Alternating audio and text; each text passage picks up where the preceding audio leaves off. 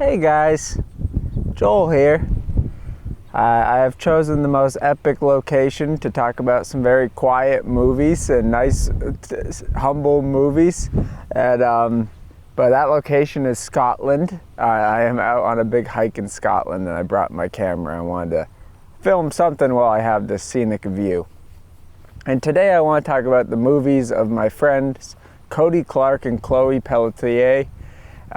They are friends of mine that I've had for years now, but I met them initially through Reddit of all places, which is funny to me because, you know, my opinions on Reddit go back and forth, but mostly back. And it was around the time I finished my movie Island, I posted it on the filmmakers subreddit, to which it received very little excitement. But it did lead to me meeting a few fellow filmmakers who I've talked about. Dan Lotz's films, and then Cody Clarke was another filmmaker who reached out to me. He gave my movie a chance, he watched it, and he sent me a really kind email, and then he's like, hey, I make movies too. I make like $0 movies, put them out myself. And it intrigued me, and soon after I watched some of his movies. I started with, I think, Ramekin, which is a fun, like, campy Goosebumps B-movie about a woman who gets a ramekin dish that tries to kill her. And that one was fun. And then I watched his movie Bad, and I really fell in love with Bad. And I say Bad weird because I'm like half Canadian, half American, or something's fucked up with me. But his movie Bad was shot, I think, all in one day in 10 hours, and it's this film about a couple who decides to stay home from work and sit in bed all day. And in that time, they work through a lot of their problems, and it has a very emotional arc that hit me really hard at the time. And Ramekin was fun, but I really fell in love with Bad. I think that was the movie that made me be like, wow, Cody's a great filmmaker. And I'd be remiss to not mention Chloe Pelletier, his girlfriend, who is his right-hand woman. She's been there producing and acting in and helping write and direct all of his movies.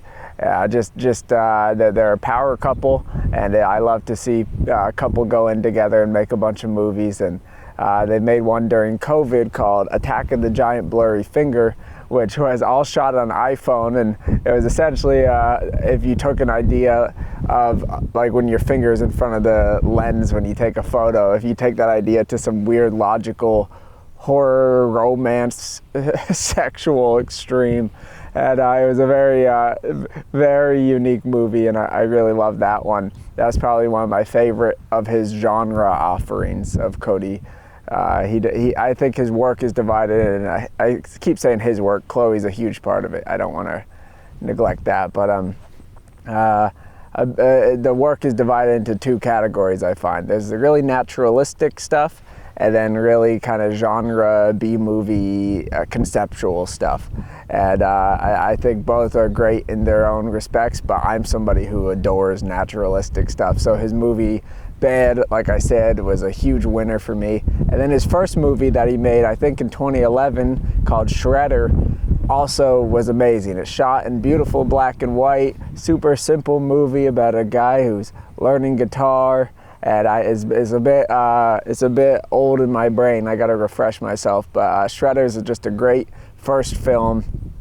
It just really impacted me as far as the simplicity and seeing someone else making movies this way and seeing him have such a unique voice with his movies. I think it's always exciting because you kind of, I think people sometimes pigeonhole $0 movies into mumblecore, or they want to just be like, oh, they're all kind of the same. But to an observant eye, or just to anyone, it's so obvious that immediately just people bring themselves into their work. And anyone who's making these dirt cheap movies and putting them out themselves is producing such singular work. Even if a lot of it is built around simple dialogue and single locations, that's kind of the charm of it, that it shows you can do anything. And like I said, finding Cody and Chloe was like, oh wow, here's other people just doing it and not letting their production limitations stop them from just cranking out movies. And he made a sequel to Shredder called Strummer, about, I think like 10 years later in like 2019, 2020. And that one I think is even better, maybe still my favorite movie of his. It was really just a perfect sequel because it picks up right where the last one left off, but as far as thematically, it's like 10 years later, but it's the same character. He's dating again. He's trying to find the motivation to play guitar, and then somebody he meets brings that out of him, and they start creating together. And also just a really simple yet emotional movie that I really love. And his catalog goes on and on. I regretfully am quite far behind. I haven't made much time to catch up on my YouTube movie watch list lately, but he's made a lot lately that I have to see. He's become very obsessed with shark movies. He and Chloe did shark movies called Fast Shark for the Oscars contest I run, and that movie's it's 4 movies shot at the same time in the same location, all about a shark, like a shark attack movie. And there's 4. The entire quadrilogy was shot simultaneously. It's the most insane idea ever. It has a hilarious, I've only started the first one, but it has a hilarious opening title card that essentially is like, this is gonna be chaos, and that's the point, fuck you. And that's another thing about Cody and Chloe is they're very I don't want, not opinionated, they're very proud of their work. And I think that turns some people off. People who are just openly like, I make great movies, these are amazing, people should be watching them. It's like bad to be proud of your stuff. There's like a anti-pride thing that I think is so silly, because if you're not proud of your work, you're not gonna keep making it. You need to kind of lean into that pride and be like, yeah, I am making fantastic movies. Even if you say, yeah, I'm making the best movies ever made, yeah, people will roll their eyes, but if you believe it, it's gonna keep you making movies. And I admire that about Cody. It was initially like, whoa, he's very proud of his work, and then I'm like, wait, that's a good thing. And then I like love John Cassavetes, and you watch old interviews with him, and he's like going on and on about how great his movies are, and I'm like, I respect that. I like somebody who's just like, my movies rock, and people should watch them. So go keep being proud of your work, anyone who's proud of your work, because it's good for you. And yeah, there's more movies that there's Mute Date, there's Rehearsals, which is like a documentary. There's on his Shark series, he made a movie called No Shark, which was a shark movie without a shark, which was very interesting. It was more of an internal monologue kind of movie about a woman who's trying to get killed by being eaten by a shark, but instead she's just sitting on the beach thinking about herself and the people around her, and she's kind of a very selfish narrator in some ways, and it's just a great character study of this woman. And then another one I haven't seen is Invisible Shark, and he's cranked out a bunch lately, like movies shot in a day, that sort of mindset of just get one done, make one for the hell of it. He's been teaming up with some great creators, Kyler Scopacasa, who did a winning movie at my Oscars contest.